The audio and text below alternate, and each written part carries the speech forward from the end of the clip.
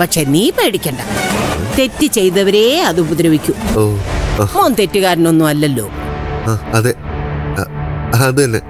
പിന്നെ ഞാനെന്തിനാ പേടിക്കുന്നത്?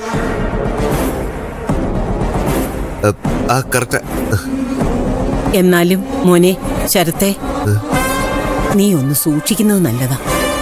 എന്തിന്? ഞാനെന്തിനു സൂക്ഷിക്കണം? അതല്ല മോനെ, ആത്മാവിന്റെ ആക്രമണം നിന്റെ നേർക്കാണല്ലോ ഉണ്ടായത്. എന്തുകൊണ്ടാ അങ്ങനെ സംഭവിച്ചത്? എനിക്കറിയാൻ കാരണം എന്താണെന്ന്. നിത്യമോക്കെ നിന്നെ ആയിരുന്നില്ലേ ഏറ്റവും ഇഷ്ടം. അതുകൊണ്ട് നിത്യമോളുടെ ആത്മാവ് നിന്നെയും കൂടെ കൊണ്ടുപോകാൻ തീരുമാനിച്ചിട്ടുണ്ടെങ്കിലോ? എങ്ങോട്ട്? സ്വർഗത്തിലേക്ക്. പിന്നെ അവിടെ നിങ്ങൾക്ക് 2 പേർക്കും സുഖമായിട്ട് ജീവിക്കാമല്ലോ. ഭൂമിയിൽ ഒന്നിക്കാൻ പറ്റാത്ത നിങ്ങള് ദേവലോകത്ത് ഒന്നായിട്ട് ജീവിക്കും. പിന്നെ എന്നെ കൊണ്ടുപോകാൻ പോലെ. എന്താ നിനക്ക് നിത്യയുടെ കൂടെ പോകാൻ പേടിയുണ്ടോ? ഒരു പേടിയില്ല, സന്തോഷല്ലേ. ദോഷം പക്ഷെ നിത്യ ചെയ്യില്ല. അതെന്താ? ചെയ്താ പിന്നെ നിങ്ങൾ നോക്കാൻ വേറെ ആരാ ഉള്ളേ? അത് ശരിയാണല്ലോ. അയ്യോ എന്റെ മോനെ, ഞാൻ അത് ഓർത്തില്ല.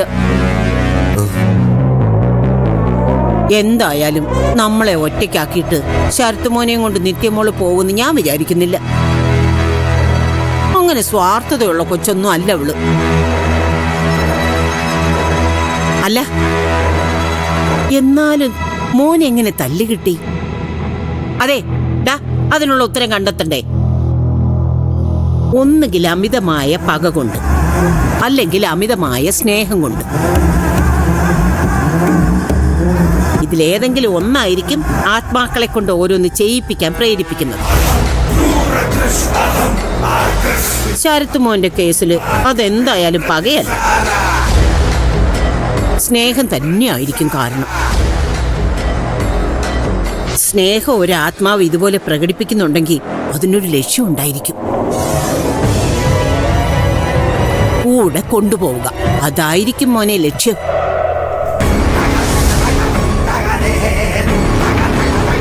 ഇപ്പൊ പുറത്തടിച്ചു, അടുത്ത തവണ തലക്കിട്ട് തന്നെ കൊള്ളും. തയ്യാറായിട്ടിരുന്നോ മോനെ? എന്റെ ഊഹ ശരിയാണെങ്കിലേ നിത്യമോള് നിന്നെ കൊണ്ടേ പോവും. നീ വാ പാർവതി, എന്തായാലും അവനെ കൊണ്ടുപോകുന്ന ഉറപ്പാ. തള്ളക്ക് പട്ടിന് ചികിത്സിക്കാൻ വേണ്ടു നാശങ്ങള്.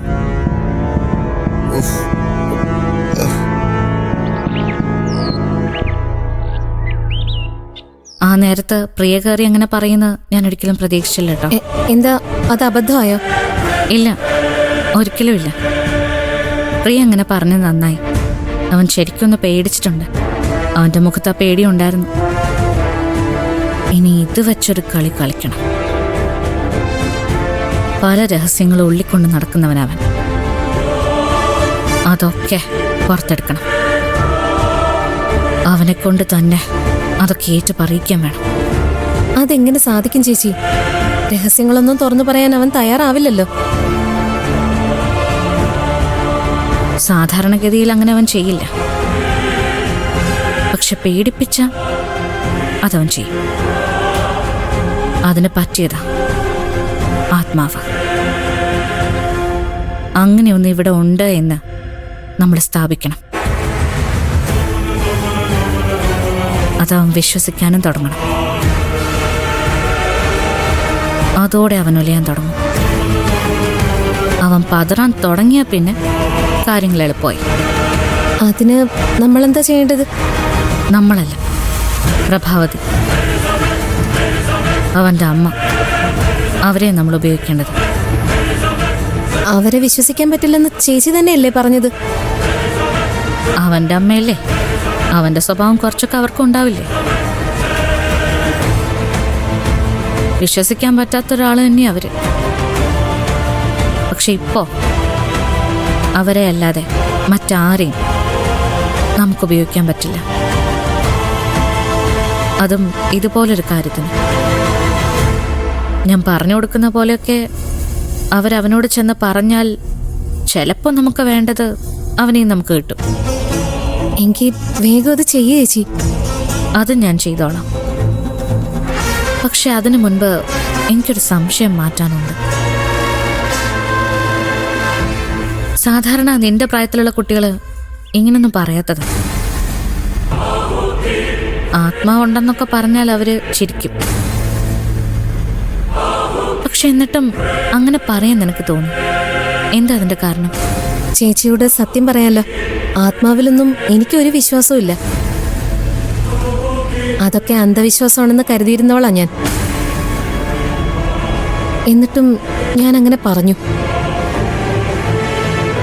എന്താ അങ്ങനെ പറയാൻ തോന്നിയതെന്ന് എനിക്കറിയില്ല.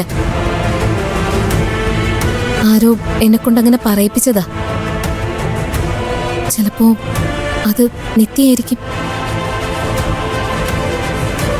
എന്തായാലും ഞാനത് പറഞ്ഞതുകൊണ്ട് ഗുണമുണ്ടായല്ലോ, അത് മതി. ചേച്ചി പ്രഭാവതിയെ കണ്ട് സംസാരിക്കേ. ഇനി വൈകിക്കണ്ട. അടിയുടെ ചൂട് മാറുന്നതിന് മുൻപേ അവൻ വിശ്വസിച്ച് തുടങ്ങണം നിത്യയുടെ ആത്മാവ് ഈ വീട്ടിലുണ്ടെന്ന്.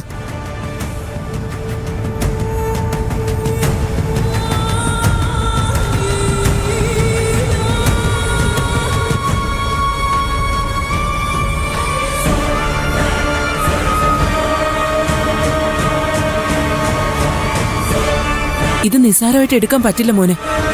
ഈ തല്ല് ചെറിയ തല്ലല്ല. അതെനിക്ക് മനസ്സിലായല്ലോ. പ്രാണം പോകുന്ന വേദനയായിരുന്നു തല്ലുകൊണ്ടപ്പം.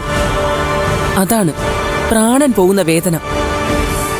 എന്നുവെച്ചാ നിന്നെ കൊല്ലണോന്നായിരുന്നു ആത്മാവിന്റെ ലക്ഷ്യം. അമ്മ എനിക്ക് ധൈര്യം തരേണ്ട ആളാ അമ്മ. ആത്മാവില്ലാന്ന് കേൾക്കാനാ ഞാൻ വന്നത്. അപ്പൊ അമ്മ ഇങ്ങനെ പറഞ്ഞാലോ? നിനക്ക് ഇഷ്ടമുള്ളതുപോലെ സംസാരിക്കണമെന്നാണെങ്കിൽ നീ വേറെ ആളെ നോക്കണം. എടാ, സത്യത്തെ മറച്ചു വെച്ച് സംസാരിക്കാൻ പറ്റുമോ? അതുകൊണ്ട് നിനക്ക് എന്തെങ്കിലും ഗുണമുണ്ടോ? എനിക്ക് വേണമെങ്കിൽ നിന്നെ ആശ്വസിപ്പിക്കാൻ വേണ്ടി ആത്മാവില്ലാന്നൊക്കെ പറയാം. പക്ഷേ അതുകൊണ്ട് ആത്മാവില്ലാതാവോ? ആവോ? ഞാനിപ്പോ എന്താ വേണ്ട? സൂക്ഷിക്കണം. നിത്യയുടെ ആത്മാവ് നിന്റെ പുറകെ കൂടിയിട്ടുണ്ട്. ആ ആത്മാവിന്റെ ലക്ഷ്യം നീയാ, നിന്റെ ജീവനാ. അമ്മേ. അതെ മോനെ, പ്രതികാരത്തിനാ ആ ആത്മാവ് വന്നിരിക്കുന്നത്. ദുർഗാഷ്ടമിയൊന്നും വരണ്ട. ഏതെങ്കിലും ഒരു ദിവസം നിന്നെ തല്ലിക്കൊന്ന് നിന്റെ ചോര അവള് കുടിക്കും. ഒറ്റ വലി നീ തീർന്നു. ഞാനെന്താ സോഫ്റ്റ് ഡ്രിങ്കിന്റെ കുപ്പിയല്ലാന്നോ സ്ട്രോയിട്ട് ഒറ്റ വലിക്ക് കുടിക്കാൻ? ആത്മാക്കൾക്ക് എന്താ ചെയ്യാൻ പറ്റാത്തത്? അവർക്ക് അസാധ്യമായിട്ട് ഒന്നുമില്ല. എവിടെ കിടന്നൊരു വടി നിന്റെ മുതുകത്ത് വന്ന് വീണില്ലേ? എന്നിട്ട് ആ വടി വായുവിൽ അപ്രത്യക്ഷമായി.